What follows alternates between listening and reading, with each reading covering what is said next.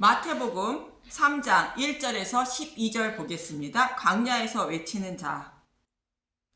아기 예수를 죽이려는 헤롯 왕의 손을 피하여 애굽으로 내려갔던 예수님이 이스라엘로 돌아오게 되는데, 유대인이 살고 있는 땅으로 가지 않으시고 유대인들이 이방인으로 여기는 갈릴리 지역인 나사렛으로 가셨다고 말하고 있고, 3장에서는 예수님의 사역이 시작되었음을 말하고 있습니다. 예수님은 30세에 사역을 시작하셨으니 2장과 3장에서는 약 30년의 시간이 흐른 뒤를 기록하고 있는 것입니다. 본문 1절에 보면 그때라고 말합니다. 마태복음 3장 1절, 세례 요한이 천국을 전파하다 그때 세례 요한이 이르러 유대 광야에서 전파하여 말하되, 여기서 그때의 때는 헤메라라는 헬라어로 해가 떠 있는 동안이라는 뜻입니다. 이사야 9장 2절, 흑암에 행하던 백성이 큰 빛을 보고 사망의 그늘진 땅에 거주하던 자에게 빛이 비치도다. 예수님이 갈릴리 지역으로 가셔서 흑암에서 고통받고 있는 자들에게 빛을 비쳤다고 말하고 있습니다. 흑암에 있는 자들을 구원하시기 위하여 빛을 비추기 시작할 때라는 의미로 구원의 사역을 시작하셨다는 뜻으로 그때라고 말하고 있는 것입니다. 예수님이 구원의 사역을 시작하실 때에는 광야에서 외치는 자가 있다는 것입니다. 본문 2절을 보면 마태복음 3장 2절, 회개하라 천국이 가까이 왔느니라 하였으니, 우리의 본향인 하나님 나라로 돌아갈 날이 가까이 왔다는 뜻으로 하나님께로 돌아와 복종하고 구원을 받으라는 뜻입니다. 본문 3절, 마태복음 3장 3절, 그는 선지자 이사야를 통하여 말씀하신 자라 일렀으되 광야에 외치는 자의 소리가 있어 이르되 너희는 주의 길을 준비하라, 그가 오실 길을 곧게 하라 하였느니라. 이 말씀은 이사야 40장 3절에서 4절의 말씀을 인용한 말씀인데, 이 말씀의 배경을 보면 이사야 38장은 히스기야 왕의 발병과 회복을 말하고 있는데, 아들이 없는 히스기야 왕에게 15년의 생명을 연장시켜 줍니다. 악한 왕인 므낫세를 낳게 하시는데, 이를 통하여 메시아를 보내시게 되는 것으로, 히스기야 왕의 병을 회복시켜 주신 것으로 메시아를 보내주셔서 자신의 백성을 반드시 구원하신다는 하나님의 뜻이 담겨 있는 것입니다. 이사야 39장은 이 소식을 듣고 찾아온 바벨론의 사자들에게 히스기야 왕은 보물의 창고를 다 보여주는데, 하나님이 보물처럼 귀하게 여기고 있는 자신의 백성을 포로에 끌려가게 하신다는 뜻입니다. 그러나 포로에 끌려간 자신의 백성을 메시아를 보내셔서 반드시 구원하실 것임을 말하고 있는 것이 40장인 것입니다. 이사야 38장에서 히스기야 왕의 병을 치료하시면서 생명을 연장시켜 주시는 이유를 이사야 40장에서 말하고 있는 것으로, 바벨론 포로에 끌려간 이스라엘 백성을 포로에서 돌아오게 하시는 것을 모형하여 사단의 포로에 끌려간 자신의 백성을 반드시 구원하실 것인지 말하고 있는 것입니다. 이사야 40장 1절에서 4절을 보겠습니다. 이사야 40장 1절, 희망의 말씀. 너희의 하나님이 이르시되 너희는 위로하라, 내 백성을 위로하라. 바벨론 포로에 끌려간 백성들이 포로에서 돌아올 시간이 되었다는 것을 알리라 말하고 있는 것입니다. 포로로 잡혀간 하나님의 백성을 위로하라는 것입니다. 이사야 40장 2절, 너희는 예루살렘의 마음에 닿도록 말하며 그것에게 외치라. 그 노역의 때가 끝났고 그 죄악이 사함을 받았느니라. 그의 모든 죄로 말미암아 여호와의 손에서 벌을 배나 받았느니라 할지니라 하시니라. 바벨론 포로로 끌려가야만 했던 죄가 모두 사함받았다는 것입니다. 이제 죄인이 아니라는 것입니다. 왜 죄인이 아니라 말하는 것일까요? 죄를 범한 것이 죄가 아니라 예수님을 믿지 않는 것이 죄라고 예수님이 말씀하신 것처럼, 구약에서 오신다는 메시아를 소망하지 않는 것이 죄로 죄인들을 구원하시기 위하여 오신다는 메시아가 오셨다는 것입니다. 바벨론 포로에 있는 자신의 백성들을 죄를 대신하여 죄를 담당하실 메시아가 오셨다고 외치라 말하는 것입니다. 이사야 40장 3절, 외치는 자의 소리여 이르되 너희는 광야에서 여호와의 길을 예비하라, 사막에서 우리 하나님의 대로를 평탄하게 하라.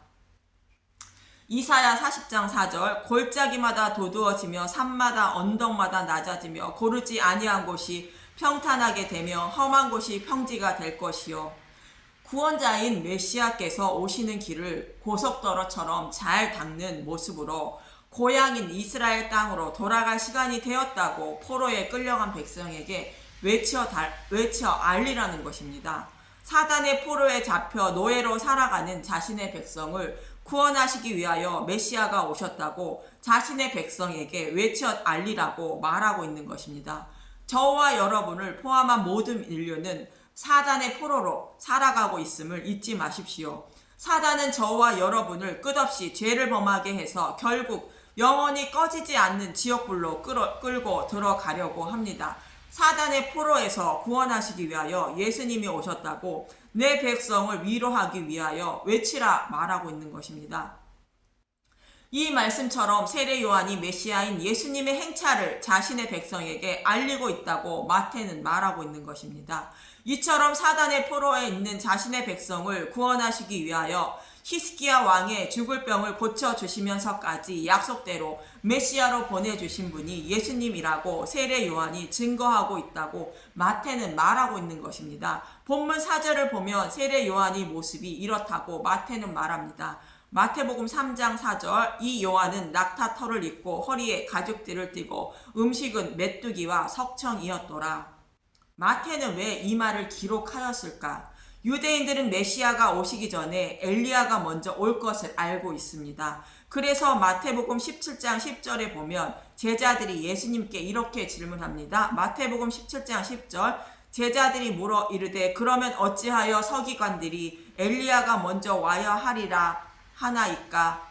메시아가 오시기 전에 엘리야가 먼저 온다고 말라기 선지자가 기록하였기 때문에 유대인들은 그 말을 잘 알고 있다는 것입니다. 그런데 오리라 한 엘리야는 오지 않고 세례 요한이 광야에서 외치고 있는 모습을 보고 세례 요한은 엘리야가 아니라고 말한다는 것입니다. 실제로 세례 요한은 자신이 엘리야가 아니라고 말하며 광야에서 외치는 자라고 말합니다. 요한복음 1장 19절에서 23절을 보면 요한복음 1장 19절 세례 요한의 증언 유대인들이 예루살렘에서 제사장들과 레위인들을 요한에게 보내어 내게 누구냐 물을 때에 요한의 증언이 이러하니라.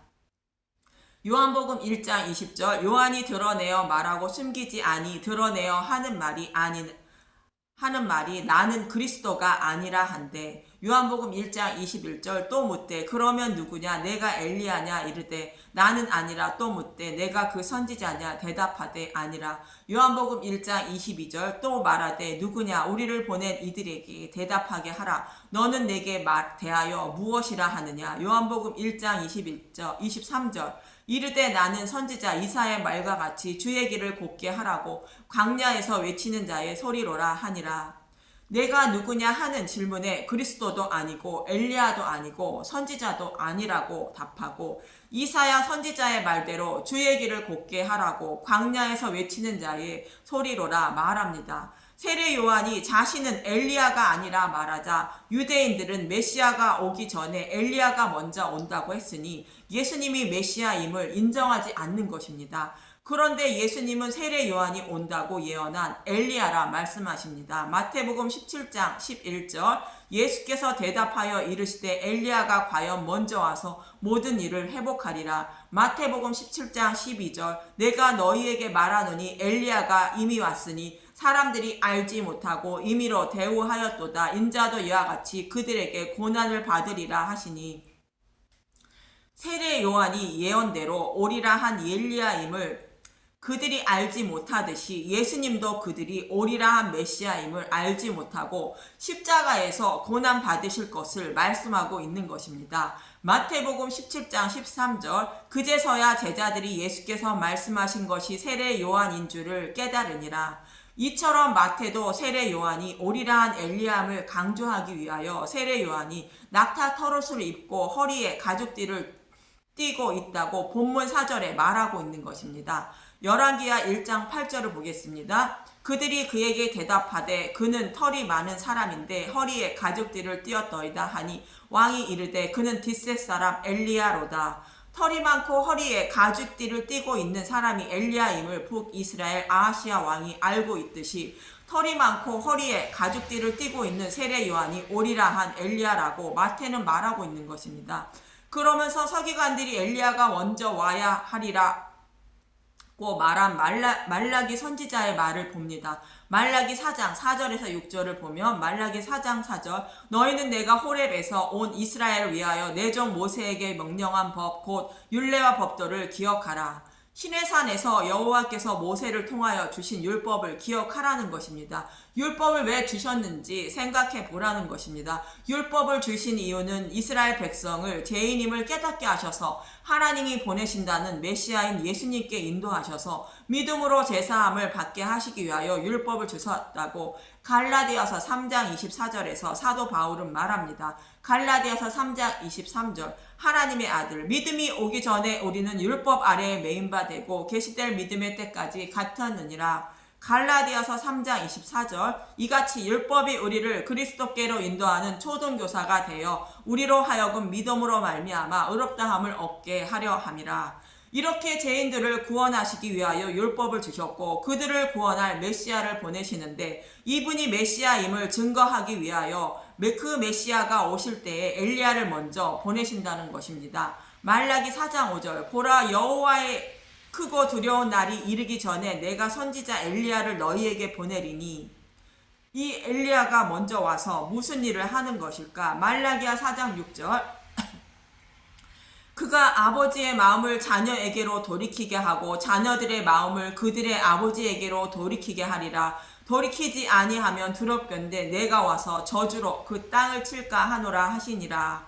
아버지의 마음을 자녀에게 돌이키고 자녀들의 마음을 그들의 아버지에게로 돌이키게 하는 것은 우리의 아버지인 하나님과 그분의 자녀인 저와 여러분을 화목하게 되는 길을 알려준다는 것입니다. 하나님과 화목하게 되는 것은 화목제물 되시는 예수님을 믿는 길밖에 없으므로 이분이 예수님이니 이분을 믿으라 말해준다는 뜻입니다. 누가복음 1장 16절에 17절에 천사가 말라기 선지자의 말과 같이 이렇게 표현하고 있습니다. 누가복음 1장 16절 이스라엘 자손을 주 곧 그들의 하나님께로 많이 돌아오게 하겠습니다. 누가복음 1장 17절 그가 또 엘리야의 10년과 능력으로 주 앞에 먼저 와서 아버지의 마음을 자식에게 거스르는 자를 의인의 슬기에 돌아오게 하고 주를 위하여 세운 백성을 준비하리라. 세례 요한이 하나님의 백성을 하나님께 많이 돌아오게 하는데 주 앞에 먼저 온다는 것입니다. 예수님의 행차를 알려 많은 사람이 예수님을 믿게 만든다는 뜻입니다. 본문 5절에서 8절을 보면 마태복음 3장 5절 이때에 예루살렘과 온 유대와 요단강 사방에서 다 그에게 나와 마태복음 3장 6절 자기들의 죄를 자복하고 요단강에서 그에게 세례를 받더니 마태복음 3장 7절 요한이 많은 바리새인들과 사두개인들 세례 베푸는 대로 오는 것을 보고 이르되 독사의 자식들아 누가 너희를 가르쳐 임박한 직노를 피하라 하더냐. 마태복음 3장 8절 그러므로 회개에 합당한 열매를 맺고 마태는 자복과 회개하라는 두 단어를 쓰고 있습니다. 그럼 자복은 무엇이고 회개는 무엇인지 보겠습니다. 우리는 흔히 하나님께 죄를 범하는 것을 잘못했다고 회개하라 말하는데 마태는 많은 사람들이 죄를 자복하고 세례를 받았다고 말하고 바리새인과 사두개인들은 요한에게 세례 받는 모습을 보고도 죄를 자복하지도 않고 세례도 받지 않았다고 말합니다. 이런 사람에게는 회개하고 합당한 열매를 맺으라 말합니다. 자신이 죄인임을 알지 못하는 사람에게 회개하라 말하고 있는 것입니다. 그러나 동일한 조건에서 자신이 죄인임을 알고 하나님의 뜻에 복종하려는 사람에게는 자복이라는 단어를 쓰고 있습니다. 왜냐하면 종교 지도자들이나 백성들이나 모두 하나님 앞에 죄인인 것은 동일한 조건이기 때문입니다. 유대인들의 지도자들은 율법을 온전히 지키고 있기 때문에 자신은 이미 의롭고 구원받은 사람이라 생각합니다. 죄가 없는 사람이라 생각하는 것입니다. 그러나 사도 바울은 의인은 없나니 하나도 없다고 로마서 3장에서 말하고 있습니다.